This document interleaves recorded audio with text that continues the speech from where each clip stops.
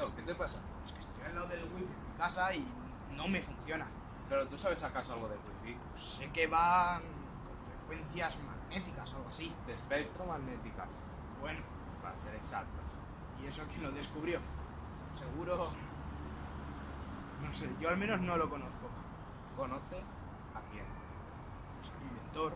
Inventora. Ah, ¿era una chica?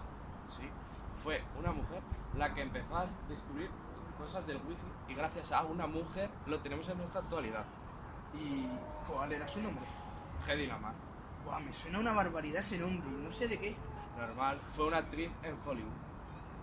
Y no lo tuvo muy fácil como las otras porque nació en Viena, en la Alemania nazi, y se tuvo que escapar de su casa. Madre mía, pues qué difícil lo tendría.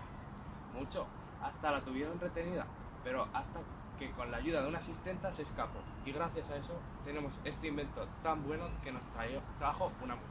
Buah, pues menos mal que esta mujer existió, porque ahora mismo yo creo que la mitad de las cosas no podrían existir, porque al fin y al cabo millones de cosas existen gracias al wifi. Claro. O sea, que gracias a esta mujer ahora mismo podemos navegar en internet con mucha facilidad. Y conectarnos entre sitios lejanos sin ningún problema. Ahora que lo pienso, ¿esas frecuencias no las usaban también los GPS? Sí, los GPS, los datos del móvil si no son los wifi.